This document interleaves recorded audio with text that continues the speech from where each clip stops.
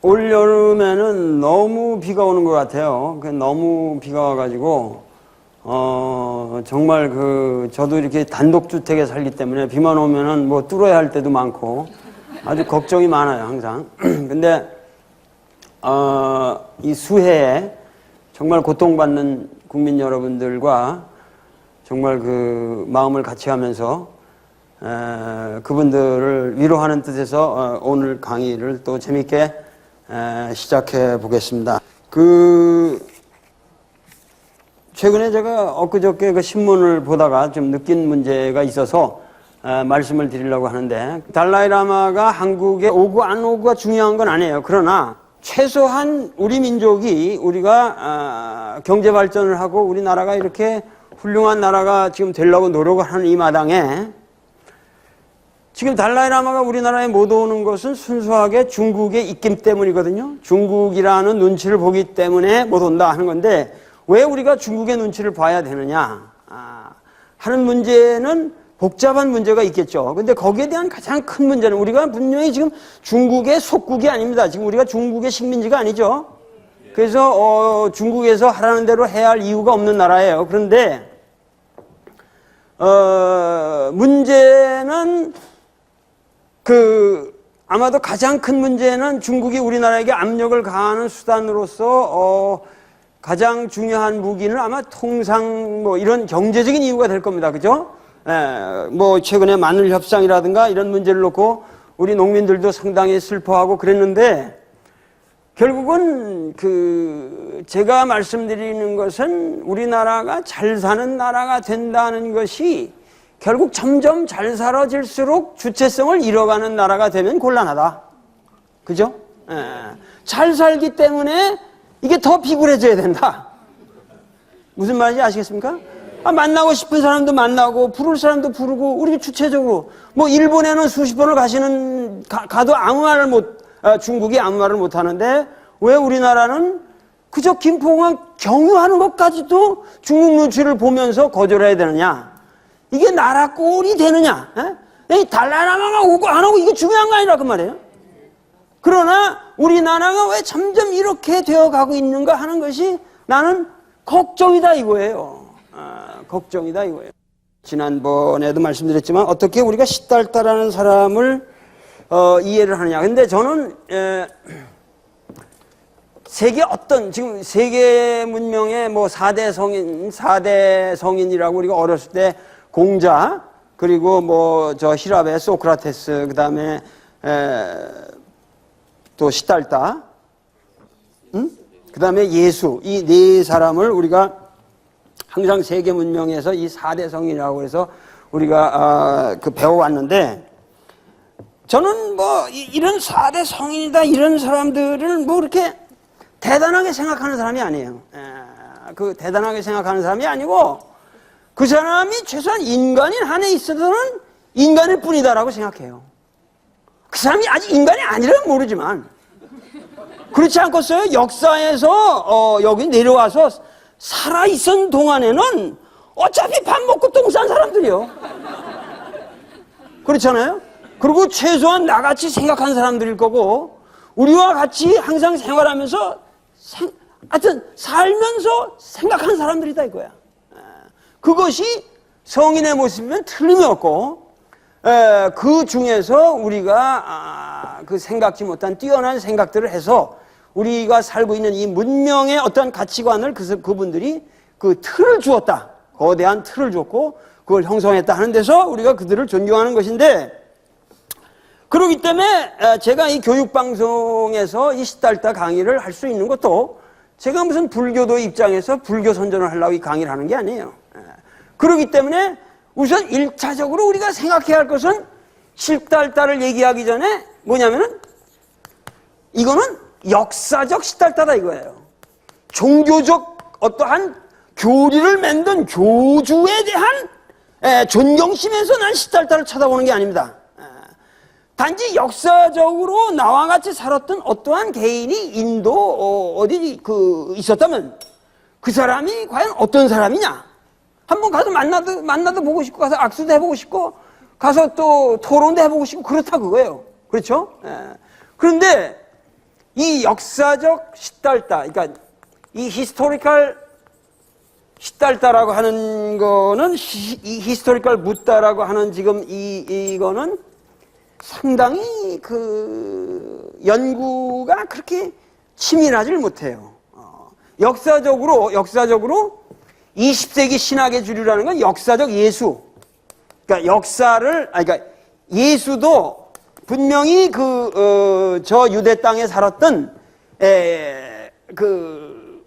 뭐 예루살렘 성전을 뒤엎고 뭐 했던 하여튼 갈릴리에서 성장해서 그렇게 했던 그 역사적 예수에 대한 연구는 상당히 많습니다. 20세기를 통해서. 그런데 비교적 역사적 시달타에 대한 그 연구가 상당히 미흡한 것이 사실이다. 그리고 최소한 그런 연구가 많이 있다 하더라도 우리한테 별로 전달된 바가 별로 없어요. 자, 그런데 자 보세요. 이제 예수님하고 시달타를 이렇게 비교해 놓고 보면은 상당히 재미난 차이가 있어요. 우선 그러니까 반대되는 대비되는 게 많은데 그 출생이 어떻습니까? 이 시달타는 말이야 무슨 거대한 무슨 우리들 이미지 속에는 말이야 무슨 카필라성의 그 왕국의 왕자예요, 그 사람은. 근데 예수라는 사람은 상당히 천한 사람 아니야? 마국간에서 태어났다는 게 그 외양간에서 태어난 사람이란 말이에요. 그러니까 상당히 천한 사람이고 뭐 성장기도 뭐 목수를 했다는 또 그러잖아요. 사실인지 어쩐지 모르지만은 그 나자렛이라는 동네를 가보면 거기가 한없는 빈촌이요. 아주 각박한 그 조그만 꼭 난 옛날에 나자렛 요새도 나자렛 가보고 느낀 게 옛날에 지금 개발되기 전에 금호동 있었잖아요. 금호동 그 산동네 꼭 나자렛이 그만합니다. 꼭 그런 정도의 동네 느낌이거든요. 거기서 그냥 목수질하고 살았던 한 동네에서 그냥 목수질하고 살았던 사람이다. 그렇게 생각한다면 예수는 상당히 이 출신이 우선 천해요. 그런데 이 시달타라는 사람은 아주 출신부터가 고귀하다 그 말이에요. 그리고 예를 들면은 예수는 자기 동네에서 대접을 받았어요, 못 받았어요? 그냥 맨날 못 받아서 선지자는 자기 고향에서 대접 못 받는다고 그랬지만은 이 시달타는 성도 후에도 돌아와서 엄청난 대접을 받았어요. 그리고 자기 가까운 사람들에게서부터 모든 불법을 행하여 나갔기 때문에 아주 그런 게 대조됩니다. 대조되고, 그리고 죽는 것도 어떻게 했어요? 그 예수는 어떻게 해서 요절했어요? 일찍 죽었다고. 3살이나 이렇게 죽으니까 요절 말은 요절한 거거든요. 젊은 사람이 일찍 죽은 거란 말이야. 근데 시달타는 사람은 80세에 죽었단 말이야. 그러니까 아주 평생을 잘 고귀하게 살다가 죽을 때도 아주 고귀하게 대접을 받고 죽었어요. 예수라는 사람은 어떻게 죽었어요? 이거는 로마 저기에서 재판받고 그냥 이 강도 취급당해가지고 강도하고 같이 벌 받으면서 죽은 사람이라고. 벌 받고 죽은 사람이에요. 이렇게 예수와 시달타는 역사적으로 우리가 알고 있는 이미지에 굉장한 대비가 되는데 가장 중요한 차이는, 예수와 시달타에 대한 가장 중요한 차이는 뭐냐 하면은 예수의 일생을 지배하는 이야기들을, 우리가 예수님을 존경하고 믿게 되는 이야기들은 대부분이 신화적이에요. 그죠? 탄생부터 어떻게 탄생했지? 동정녀 마리아에게 탄생했잖아요. 그러니까 아버지가 없이 태어난 거예요. 그죠? 우리 상식으로는 해결이 안 되니까 내가 신화적이라 이런 표현을 쓰는 거예요. 그죠? 그리고 뭐 살면서도 계속 기적을, 죽은 자를, 나사로를 갖다가 그 무덤에 들어간 놈을 그냥 썩어가지고 송장해내서 냄새가 푹푹 나는 놈을 그냥 일으켰잖아요. 그러니 예수는 대단한 사람이죠, 하여튼. 그게 뭐 묻기가 있더라도 보통 만신 실력 가지고는 안 되는 거예요, 그거는. 그러니까 그 이야기가 매우 신화적이고 죽을 적에도 막 죽었다가 그냥 무덤을 놓고 다시 부활했잖아요. 그리고 승천했잖아요. 그러니 뭐 예수의 일생을 지배하는 이야기를 전부 신화적이라서 우리가 존경하는 거예요. 그죠? 신화적이란 말이야. 그런데 시달타의 인생을 지배하는 이야기는 신화적인 얘기가 하나도 없어요. 하나도 없어요. 기껏해야 뭐 날쪽에 마야 부인 그 옆구리에서 나왔다. 이거는 뭐 그 당시 뭐 그 개왕절개 했는지 그 옆으로 그런 정도의 이야기지.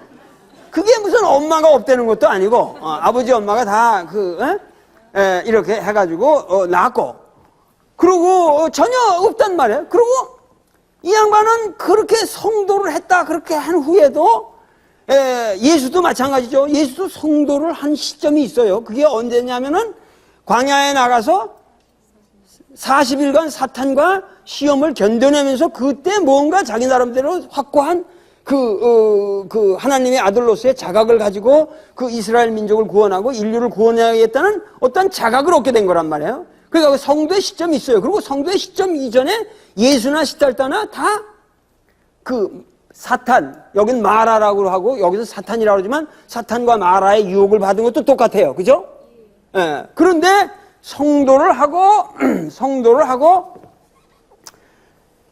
하여튼 설법을 했지만 이 시달타라는 사람은 우리가 보통 성도의 시점을 35세로 잡는단 말이에요. 그러면은 돌아가신 게 80세라면 몇 년 설법을 하신 겁니까? 45년 동안. 이 45년 동안 설법했지만 시달타는 아무런 기적적인 얘기가 없습니다. 전혀 없습니다. 기적적인 얘기가 없고 단지 그냥 진리를 조용하게 제자들한테 얘기하신 분이요. 그리고 돌아가실 적에도 그냥 편하게 돌아가신 사람이에요. 그리고 죽은 후에도 정확하게 제자들이 모여서 모든 동네 사람들이 이렇게 경화하는 가운데서 화장을 했. 요새 말로 다비식을 해가지고 그 뼈를 이렇게 나눠서 전부 무덤을 만들고 그 무덤이 20세기에 거의 고증학적으로 이 붓다의 무덤이라고 한 그 뼈가 20세기에 2차례나 나왔습니다. 그러니까 20세기 아주 고고학적 발굴을 통해서 거의 확정되는 그 붓다의 그 다비를 한 그 뼈가루가 확실하다고 할 정도의 지금 사건이 20세기에 여러분들이 잘 모르시지만 2건이 있습니다. 그러면 자 우리가 생각할 적에 시달타라는 사람은 매우 뭐냐면 이 모든 게 비신화적이고 인간적이란 말이에요. 인간적이야. 이 사람이 산 건 우리 인간하고 하등 다를 게 없는 사람이에요. 그런데 우리에게 나타난 모습은 여기 아이러니가 있단다. 우리에게 나타난 모습은 예수는 그렇게 신화적인 사람인데 매우 인간적으로 나타나요. 예수를 생각할 예수는 다 이렇게 털이 있고 뭐 이렇게 저 사람 예수같이 생겼다. 길거리 가도 저 사람 예수같이 생겼냐 뭐 있잖아요. 그 어떠한 형태라든가 이런 게 그러니까 미켈란젤로가 자기 동네 무슨 피렌체에 사는 자기 동네에서 자기 동네 거지를 모델로 해서 그렸대. 그러니까 굉장히 예수의 모습은 리얼하잖아요. 목자 치고 댕기고 뭐 양떼를 이렇게 하고 하시는 모습이라든가 저 산상수훈에서 이렇게 그 설법하시는 거라든가 이런 게 아주 그냥 리얼하게 역사적 사실처럼 우리에게 다가오는데 그 인간적인 역사적으로 존재가 확실한 이 시달타는 전혀 역사적으로 이상할 게 없는 시달타는 우리에게 다가오는 무슨 매우 신화적이라 그거야. 그냥 금동부처럼 대웅전이 이러고 앉아있는데 그게 뭔가 사람인지 아닌지 그게 귀가 이렇게 내려오고 머리는 왜 이렇게 소라처럼 꼬실꼬실한지 아마 저 흑인 계통 그 사람이 저 인도 그 흑인 계통이라서 왜 흑인들 보면 머리가 이렇게 꼬실꼬실한 사람들 많이 있잖아요. 그래서 그랬는지 해고 전부가 정형화되어 있는 이상한 데다가 이렇게 앉아가지고 여러분들 대웅전 가서 부처님하고 절할 적에 거기서부터 인간적으로 역사적으로 나와 같이 존재하고 숨쉬는 시달타를 느낄 수 있어요 없어요? 느껴본 적이 없으실 거라고. 그러니까 부처님 그러면 그냥 막연하게 보응한 거예요 그냥. 그러니까 그러나 예수는 역사적으로 히스토리컬 지저스를 우리가 역사적 예수를 쫓아가려면은 매우 어렵습니다. 왜냐하면 모든 게 신화적인데, 기술 방식이. 그 사람의 전기 자체, 전기 자료 자체가 신화투성인데, 그걸 갖다가 어떻게 역사적으로 우리가 접근해 간다는 게 매우 어렵단 말이에요. 나도 예수를 한번 역사적으로 넣고 싶어가지고 예수가 태어나서 이 한 대를 말해 세세하게 내가 20대에 다 돌아다녔어요. 그 당시에 참 가기가, 그때는 이스라엘 가기가 어려웠거든. 근데 내가 그 일찍이 가서 내가 얼마 극성이든지 그 땀을 뻘뻘 흘리면서 그 사막을 다 돌아다녔다고. 그런데도 영 안 와. 안 와. 예수라는 사람이 감이 안 잡혀. 이게 역사적으로 실존했던 인물인지 정말 어떤 인물인지 내가 감이 잘 안 온단 말이에요. 근데 시달다는 이 사람에 대해서는, 그래서 내가 이번에 인도를 쫙 댕기면서 그 감을 좀 잡아보려고. 내가 달라이라마 그분을 처음 만나서 얘기한 게, 나는 인도에 온 목적이 단 하나입니다. 뭐냐면 지금 역사적으로 그냥 나는 우리 한국에서는 역사적으로 그 시달다라는 사람이 어떤 사람이었던지인가 하는 거를 알 수 있는 자료가 너무 없다 이거야. 맨날 대웅전에 앉으면 금동 묻혀보고 이거 알 수가 없다 이거야. 그래서 정말 그 역사적으로 실존했던 그 인물을 만나러 왔다. 그래서 내가 그 불교의 성지라는 성지는 쭉 지금 돌아다녔는데, 이 역사적 시달다를 우리가 이제 얘기를 하러 들어가면은 이거는 상당히 재미난 문제가 있어요. 왜냐면은 내가 생각하기에 시달다는 정말 역사적으로 굉장히 확실한 사람이에요. 굉장히 있었던 사람이에요. 그러니까 시달다는 내가 이것도 혹시 사기가 아닌가? 역사 이거 만든 놈들이 과거에 이거 날조하기가 쉬운 거 아니에요. 사람이라는 거 얼마인지 없었던 사람도 있었던 것처럼 하고, 요새는 가상현실도 있고 간단해요. 그래서 했는데 최소한 시달타는 말이죠. 시달타는 이 사람이 그 활약한 이후에 한 두세기 후에 그 아쇼카 왕이라는 아주 거대한 아주 그 인도를 최초로 제국적으로 통일한 사람이 아쇼카 왕이라는 역사적 인물이 있어요. 여러분들 왕은 의심하지 않을 거 아니에요. 여러분들이 예를 들면 공자에 대해서는 뭐 할지, 보키시 이런 거는 뭐 할지 모르는데 진시황은 의심 안 하잖아요. 좀 만리장성이 있고 다 그거 알잖아요. 마찬가지로 그런 인물이란 말이에요. 이 아쇼카라는 인물은 이 인도 역사에서 아주 진시황처럼 아주 존재가 확실한 인물인데, 이 아쇼카 왕이 시달다를 흠모했다 이거예요. 그러니까 이거 불과, 우리는 지금 한 2,500년 떨어져 있다 그래서 불확실하다고 그럴지 모르는데, 그때는 100년, 200년 사이에요. 100년, 200년 사이니까 그때의 아쇼카 왕이 느낀 시달다는 그 정보가 정확할 거 아니에요. 그래서 이 아쇼카 왕이 시달다의 유적지마다 이것은 시달다가 태어났던 곳이다 하는 거를 기념비를 세웠어요. 그거를 우리가 아쇼카 석주라고 그러는 건데, 그 아쇼카 석주를 세웠기 때문에 지금 그 아쇼카 석주 때문에 우리가 역사적 그 붓다에 대한 느낌은 우리가 아주 현실적으로 리얼하게 가질 수가 있다고. 그래서 인도를 가보시면은 그 시달다의 성지라는 곳은 절대 날조가 아니요. 없는 거를 관광사업부에서 만들어 놨다든가 이런 게 아니고 2500년 전 유적의 냄새를 그대로 맡을 수가 있어요.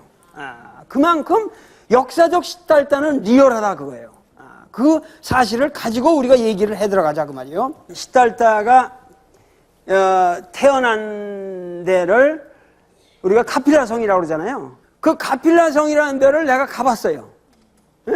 그 시달다가 태어난 곳이니까 그 얼마나 감격적입니까? 거기를 가서 했더니 실제로 이것도 20세기 초에 그 발굴을 했단 말이에요. 발굴을 해서 했는데, 여러분들은 이게 무슨 카필라 성이라면 대단한 것 같지만은 아마도 그 카필라 성이라고 한다면 저 벌교 저 어디지 저기 저 순천 저 나간 거기에 나간성이라는 거 있잖아요. 벌교 앞에 거기 나간성 아버시죠? 아마 고만한 그걸 거예요. 그 정도. 그렇게 생각하시면 돼요.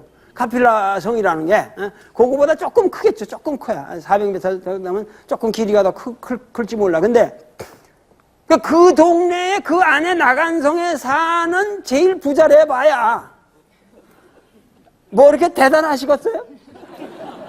예? 이제 감이 오시죠? 응? 그러니까 지금 내가 아는 한에 있어서 여러분들이 알고 있는 시달타에 대한 기술은 이런 의미에서 후기 전기문학의 픽션들입니다. 절대 시달타라는 사람은 그렇게 대단한 거대한 호화찬란한 왕궁에서 그 세상 물정 모르고 살았던 사람은 나는 아닐 것이다. 내가 그거는 아주 확신을 가지고 말씀드릴 수 있어요. 그거는 절대 그것은 후기 전기문학의 이미 부파불교 시대 때부터 성립한 사람들이 훌륭한 사람이 나면은 그 이야기하기를 좋아하거든. 그것도 이야기하는 걸 듣는 사람들의 입장에서도 얘기를 사실적으로 하는 것보다는 좀 튀겨서 재밌게 해야 그 얘기가 맥히거든, 항상. 그게 나중에 이제 대개 그런 전기문학이라든가 이런 것이 부처님 무덤에 나중에 내가 더 자세히 말씀드리겠어요. 부처님 무덤에 경배를 하러 온 사람들이 전국에서 이렇게 모여들거든. 탑돌이를 하고 그러는데 이게 전국에서 이렇게 모여드니까 옛날에는 거기 어디 자동차도 없고 그러니까 한 번 오면은 몇 달씩 살다 가요. 예? 그렇지 않아요? 탑 주변으로. 그럼 몇 달 사다 가면은 그 사람들이 이렇게 모여가지고 이렇게 그 탑 주변에 살게 된다고. 그럼 거기서 사람들이 탑돌이만 하는 게 아니라 또 거기서 좀 빼어난 사람은 여러분들이 이 탑돌이라고 하는 이 무덤의 주인공은 자 카필라 성에 태어난 이런 왕자였습니다 하고 이제 구라를 푸는 놈들이 생겨난단 말이에요. 예? 그러면서 거기 있는 사람들한테 그 얘기를 하면서 그 먹고 산 사람이 있어. 먹고 산 사람들이 그 이야기꾼들이에요. 이야기꾼. 이 사람들이 본생담이라든가 석가의 전기문학을 다 만들어낸 장본인들이요. 그게 아주 후대의 이야기입니다. 그러니까 지금 이 시달타에 대한 이야기는 내가 보기에 상당히 후대 문학적으로 이렇게 윤색이 된 것이다라는 걸 여러분이 분명히 아셔야 되고, 그러나 지금 전해드려온 이야기도 그냥 그대로 믿어도 재밌다. 왜냐하면 우리 학계에서 세계 학계에서 시달타라는 사람을 얘기할 때 우선 인도의 카스트 제도가 있잖아요. 엄연한 그 당시 카스트 제도가 있으니까 이 카스트 제도라는 게 처음에 브라만이 있고 그 다음에 크샤트리아, 그 다음에 바이샤, 그 다음에 예를 들면 수드라 이렇게 있다고 그랬잖아요. 그때 우리가 장자라고 보통 여러분들 스님들한테 그런 강의 들을 때 항상 들어본 거 있죠? 예? 뭐 수달 장자니 무슨 고독 장자니 하여튼 그런 식으로 하여튼 장자라는 말을 쓰는데, 이 장자라는 말이 대개 이게 뭐냐면 이게 바이샤 계급을 말하는 거예요. 돈 많은 상인 계급들이요. 아시겠습니까? 그리고 이 크샤트리아라는 게 대개 왕 계급을 말해요. 이 불경에 나오는 왕 계급들이 대개 크샤트리아 계급이거든요. 그리고 이 왕 계급 위에 아주 종교적 제식을 담당하는 더 브라만 계급이 군림하고 있었다 그거예요. 그런데 이런 상황에서 본다면은 이 브라만, 크샤트리아, 바이샤 이런 수드라라는 계급에서 본다면 그 시달타는, 역사적인 시달타는 어느 계급에 가장 가깝게 오겠습니까? 크샤트리아 계급에 가깝게 오겠죠. 이게 역사적으로 대개 이 사람은 카필라 성이라고 하는 조그만 종족 국가의 크샤트리아 계급 출신이었을 것이다 라고 우리가 보통 추정을 하지만 역사적 시달타가 브라만 계급 출신인지 크샤트리아 출신인지 바이샤 계급인지 혹은 수드라 계급의 노예 계급의 이 사람으로서 이러한 모든 것을 다 비판하고 나와가지고 인간 평등을 주장하고 이렇게 해서 세상을 다시 뒤엎은 위대한 사상가의 누가 아냐 이거야. 그렇기 때문에 사실은 모르는 거예요. 이 역사적으로 나는 이건 퀘스천 마크다 그거예요. 어느 계급에 이 사람이 속했는지 우리가 확실히 알 수가 없어요. 단 우리가 이 사람들을 얘기하기 전에 지금 이게 좀 얘기가 오늘 전체적인 얘기를 해야 되기 때문에 좀 어려워질지는 모르겠으나 자, 보세요. 우리가 인도라는 문명이 이게 있잖아요. 그러면 이게 위에는 이게 방대한 이 제국, 대륙이 있지 않습니까? 이 대륙에 밑으로 이렇게 소혓바닥처럼 쭉 빠진 거라서 보통 인도를 갖다가 대륙이라고 안 그러고, 컨티넨트라고 하는 서브컨티넨트라는 말을 써요. 인디언 서브컨티넨트라는 말을 쓰는데, 하여튼 인도라는 데는 이 인도 자체로, 여기 자체로 존재하지를 못했어요, 항상. 항상 이 위와의 관계에서만 존재했던 나라예요. 이 인도라는 이 문명이. 그래서 여기에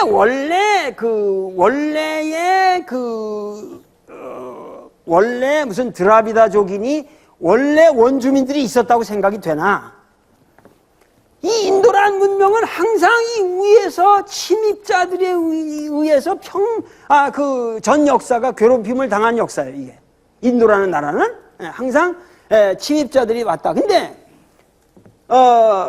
여기에 인도의 역사에서 우리가 가장 중시하는 최초의 침입자들이 누구냐 하면은 그거를 우리가 아리안족이다 그런다 그런 말이에요.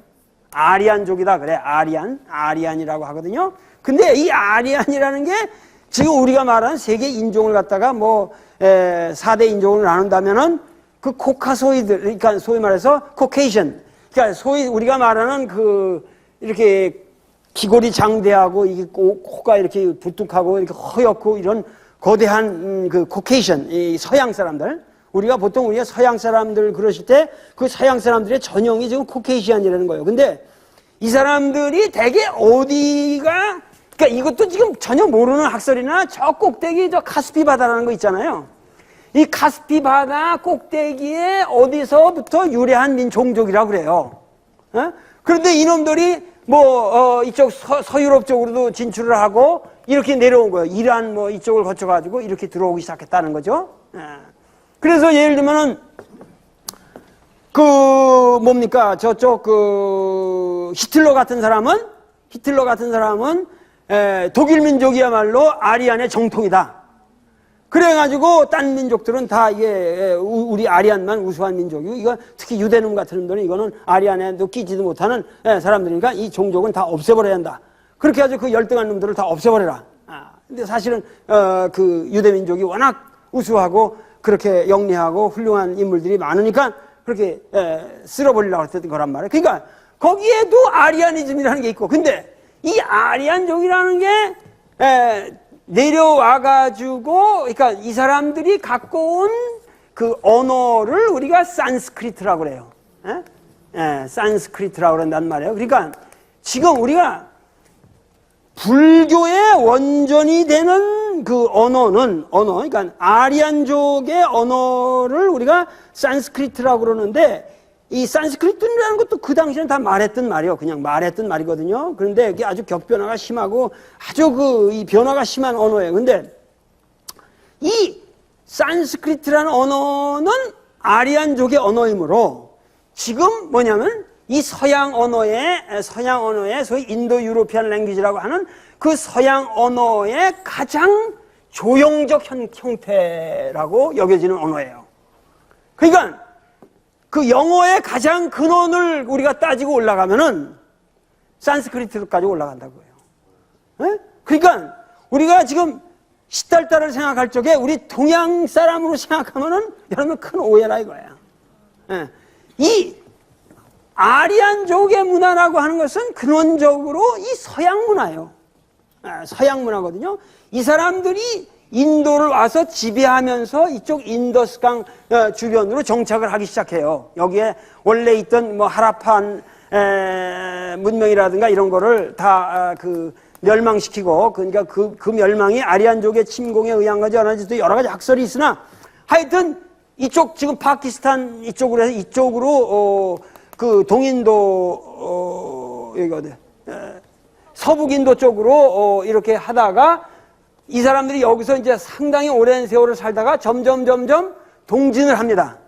동진을 해가지고 이쪽 여기 이렇게 지금 델리에서 이렇게 야무나 강이 흐르고 거기에 이렇게 간지스 강이 흘러가지고 알라하바드라는 데서 만나가지고 이게 지금 쿰부멜란 이런 게 좀 열리는 곳이거든요. 거기서 베나레스를 이렇게 가지고 올라가 저 위에서 또 내려오는 강가에 또 만나서 빠뜨라는 데를 만나가지고 이쪽 벵갈만으로 이렇게 흘러갑니다. 근데 이 지역에 지금 비하라라고 하는 지역인데 이쪽 이 중인도 그러니까는 이게 북인도인데 이 가운데 그러니까 저 간지스강의 중류 지역, 간지스강의 중류 지역으로 이 아리안족의 문명이 점점 들어오면서 여기에다가 이제 철기 문명이 보급되고 그러면서 여기에 많은 뭐냐면 조그맸던 조그맸던 이런 종족 국가들이 이렇게 조그만 이렇게 성시 마을 같은 것들이 이렇게 옹기종기 살았는데 그런 걸 점점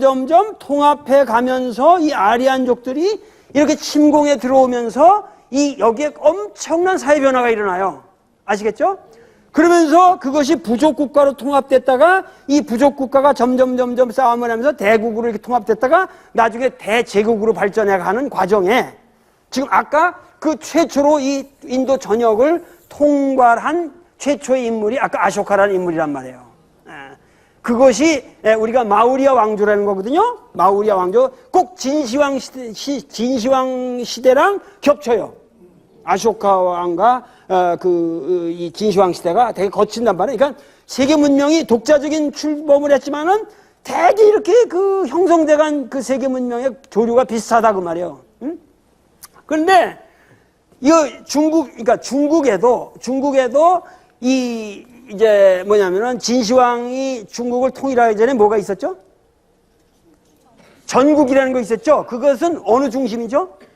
황하문명 중심으로, 지금 황하문명 중심으로 거기에 온갖 뭐 제나라고 노나라고 이런 것들이 쭉 있었잖아요. 이런 국가들이 강변으로 있었단 말이에요. 쭉 있어가지고 여기서 서로 왔다 갔다 이제 유세객들이 있으면서 왔다 갔다 하고 그런 걸 우리가 사라고 그랬잖아요. 사라고 그랬잖아요. 그래가지고 그러니까 춘추 시대를 거쳐가지고 전국 시대를 거쳐서 뭐죠? 전국 시대를 거쳐서 뭐로 가요? 진시황의 대제국으로 갔잖아요. 대제국으로.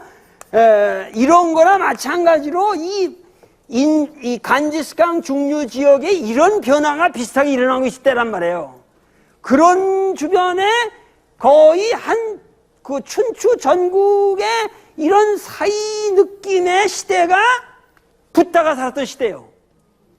붓다가 살았던 시대예요. 그리고 저쪽 히랍으로 쳐도 마찬가지. 히랍이라는 나라도 어떻게 저 이태리가 있고 저쪽 이태리가 있고 이렇게 가지고 여기 히랍이 이렇게 뭐 있으면 여기에 아테네 저기를 해가지고 조그만한 뭐가 있었지? 폴리스 도시국가들이 있다가 서로 또 스파르타랑 아테네랑 싸우고 뭐 하다가 그렇게 하다가 나중에 뭐가 결국 통일됐죠? 알렉산더라는 그 대왕이 세계를 통일했잖아요. 그래서 제국을 만들잖아요.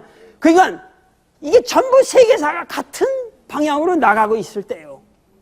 그러니까 여기서는 그렇게 해서 예를 들면 아테네에서는 예를 들면 이 페르시아 전쟁에서 아테네가 승리를 하고 페리클레스라는 아주 훌륭한 임금이 나와서 페리클레스 시대에서 그 델로스 동맹의 맹주가 되면서 이렇게 하다가 이제 나중에 펠로폰네소스 전쟁을 저기가지고 이제 스파르타 깨지고 뭐 이렇게 하면서 이제 이 히랍의 그 판도가 변해간다 그 말이에요. 변해가면서 그렇게 하다가 결국 나중에 이제 알렉산더가 통일을 하게 되는데 이때에 이 나온 사람들을 이 히랍에서는 우리가 뭐라면 소피스트라고 불러요. 소피스트라고 그러거든요. 이 소피스트를 우리가 번역을 할 적에 이거를 우리는 지금 궤변론자라 그러는데, 궤변론자라는데 이 소피스트라는 말은 원래 소피아라는 지혜라는 말하고 같은 말이요. 그러니까 소피스트라는 건 원래 지혜로운 사람들이다 그런 말이에요. 지혜로운 사람들이다 그런 말이에요. 나쁜 말이 아니란 말이지. 그 이상한 말이 아니에요. 그러니까 소크라테스도 어떤 의미에서는 뭐예요? 소피스트 중에 한 사람이에요. 아시겠어요? 그래서 예를 들면 프로타고라스, 소피스트 중에서 가장 우리가 대표적인 사람으로 치는 게 프로타고라스라는 사람인데 그 프로타고라스라는 사람의 한 말이 뭐냐면 Man is the measure of all things 그랬거든요. 인간은 만물의 척도다. 인간은 만물의 척도다 그랬거든요. 인간은 만물의 척도다 그렇게 했다는 건 지금 뭐냐면은 여기서 인간 중심으로 세상을 보자는 게 아니라 여기서 인간이라고 하는 것은 개인입니다. 개인. 그러니까 모든 만물의 기준이 되는 것이 개개인이다 그거예요. 그러니까 내 생각이든 저 사람 생각이든 이 사람 생각이든 이 사람이 보는 세계가 있고 저 사람이 보는 세계가 있고 이 사람이 생각하는 선이 있고 이게 다 있는데 이거에 어떤 기준이 있을 수 없다 그런 얘기요. 인간은 만물의 척도다라는 말은 네가 보는 거나 내가 보는 거나 다 다르다 그럴 적에 거기에 어느 것이 더 진리라는 말을 할 수가 없다 그런 얘기요. 그러니까 이런 거를 이 소피스트들이 얘기하는 거 이걸 뭐라 하냐면 극단적인 우리가 상대주의다 그런단 말이야. 상대주의고 이러한 상대주의의 특징은 뭐냐면 회의주의예요.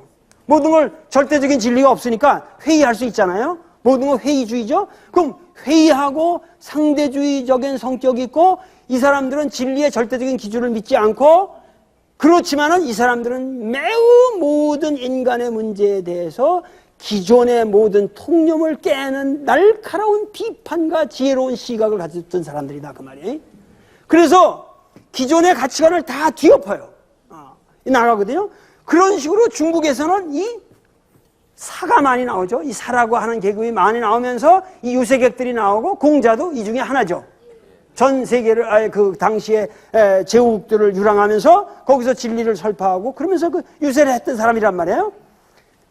이와 마찬가지로 이 인도 중류 지역에도 소위 말해서 그런 작은 부족 국가들이 형성되면서 뭐냐면은 상대적으로 이 상업이 발달하고 상공업이 발달하면서 바이시아 계급이랑 크샤테리아 계급이 비대해지고 그 위에 있던 브라만 계급들의 권위가 점점 떨어져 간단 말이에요.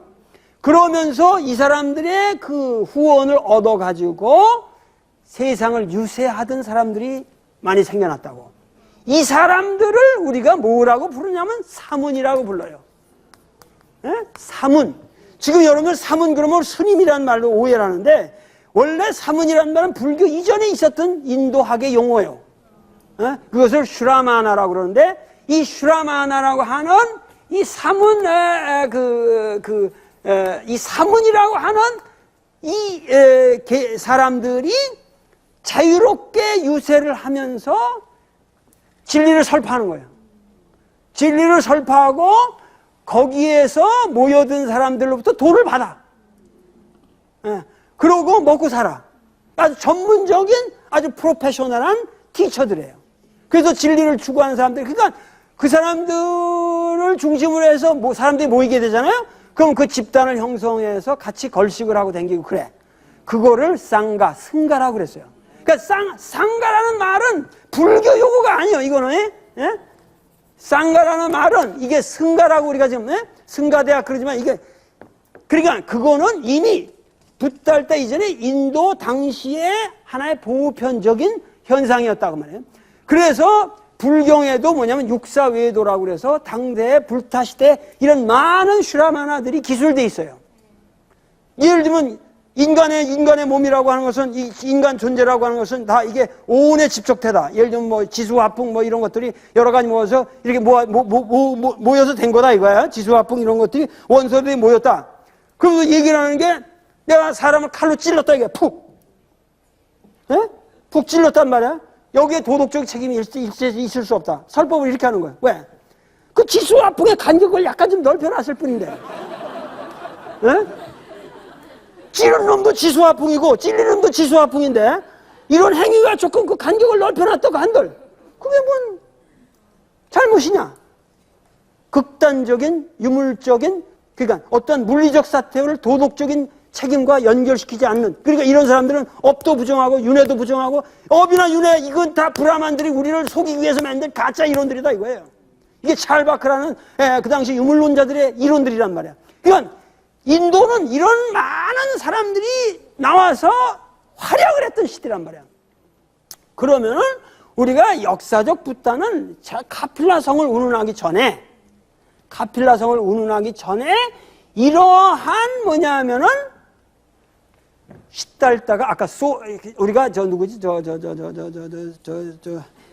소크라테스를 소피스트 중에 한 사람이라고 말한다면은 역사적 시달다는 이러한 많은 슈라마나 중에 한 사람이었을 것이다. 그죠?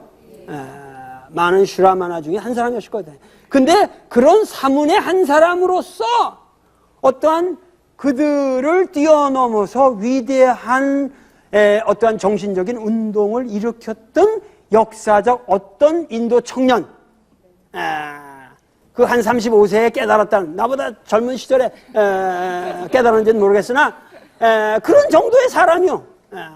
절대 시달다에 대한 환상을 갖지 마세요. 그 사람이 태어난 것도 그렇게 고귀한 무슨 대단한 신분에 태어난 사람도 아니고, 내가 보기에는 그 사람의 정확한 계급도 우리가 추정할 수가 없고 그럴 자료가, 정확한 자료가 없어요. 그리고 그 사람이 살았던 카필라바스투는 우리나라 나간성 정도 되는 동네에서, 거기서 부자라고 그래봐야 아마 내가 자랐던 우리 집보다 좀 가난했을 거예요. 거기서 대단한 뭐 왕자라고 그래봐야 그건 촌장의 그냥 도련님 정도 수준이라고 생각하시는 것이 역사적 상황에 가깝다. 그러나 이왕이면 환상적으로 카필라성의 그 아름다운 왕자로서 생각을 하고 우리는 불경을 읽어나가자. 그런데 재미난 건 불경은 이러한 문학적인 사실들을 절대 역사적 사실로서 강요하지 않습니다. 이건 우리의 상상력을 돕기 위한 것이고 우리의 깨달음을 돕기 위한 것이지, 그것이 문학, 이건 역사적 사실이다, 그러니 믿어라, 그런 거 없어요. 우리 불교에는 그런 거 없고.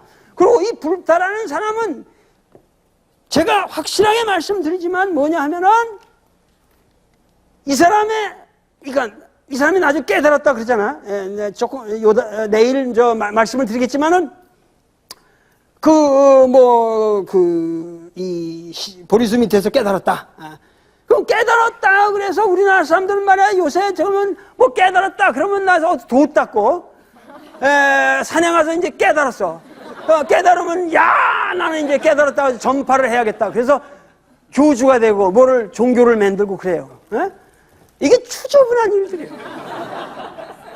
예를 들면 부다께서는 이 시달다는 역사적인 양심적인 인도의 슈라마나 이 청년은 깨달은 다음에 35세 깨달은 다음에 즉 생각한 게 뭐냐면, 절대 내가 이 깨달은 것을 남한테 얘기하지 않겠다.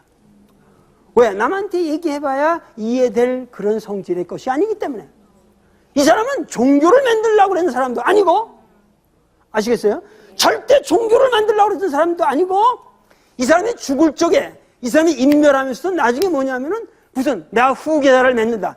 불교에는 그런 후계자가 없습니다. 제1대 교조, 2대 교조, 웃기는 얘기예요. 무슨 가섭이 2대를 했는지, 뭐 사리자가 2대를 해서 다 죽었어요. 그리고 그런 거 없어요. 그런 자기가 죽으면서 내 종교를 이거를 갖고 가서 니들이 이걸 이 종단을 이끌어 가라. 천만에 그런 말 한 적도 없고, 절대 이 시달다는 뭐냐면 돌아가실 때도 한 말이, 오로지 너희들은 진리에 귀의할 것이며 오로지 너 자신을 귀처로 삼을 것이며 일체 나 인간에 대한 관심을 갖지 마라. 그러면서 돌아가신다고. 그러니까 이 불교라고 하는 것은 종교로서 시작한 것도 아니고, 어느 한 청년이 깨달아서 한 40년 처음에는 나는 절대 이거 설법 안 하겠다 했는데, 주변에서 하도 설법하십시오 하고 꿈에 범천이 나타나가지고 브라흐마 대바가 나타나서 너가 그래도 중생들이 네 말을 들을 사람이 있으니까 조금씩 얘기해봐라. 그런 거 할 수 없죠. 그러고서 그냥 한두 마디 얘기한 것뿐이요. 한두 마디 얘기하다 보니까 주변 사람들이 그죠. 그래서 초기 승가라고 하는 것은, 쌍가라는 건 지금 자꾸만 이 불교를 잘못 이해하는데, 불경을 이해할 적에 그 사람에 있어서 그 당시는 붓다가 살았던 시대에는 불교도라는 말도 있을 수가 없어요. 그때는 불교라는 개념이 없으니까, 그죠? 그리고 스님이라는 개념도 절대 있을 수 없어요. 같이 그냥 불타랑 유행, 같이 이 불타랑 걸식하면서, 왜냐하면 그 당시 이쪽 중류가 여기가 뭐냐면은 이쪽에 이게 굉장히 유족해졌어요. 그 당시 뭐냐면 아테네가 펠리크레스 치세를 통해서 굉장히 유족해진 것처럼, 이 당시 마가다 국인이 이쪽 말에 코살라 국인이 이 샤카족들이 살던 이 모든 인도 간지스강 중류 지역이 굉장히 풍족해졌다고 말이야. 그래가지고 그때 먹을 게 많았다고. 그래서 사람들이 일상 가정에서 먹고 나면 찌꺼기가 많이 나왔어. 그래서 걸식이 유행했던 거예요. 이 슈라마나 사문들이 그런 경제적 토대를 저기를 해가지고 당시 사문들이 댕겼던 거고, 그러고 사문들과 같이 댕기던 사람들도 같이 그렇게 걸식을 받으면서 그 남는 거, 음식 찌꺼기를 남아서 그걸 이렇게 먹으면서 그 진리만을 생각하고 그랬던 거고, 거기에서 무슨 특별하게 제가 신도들하고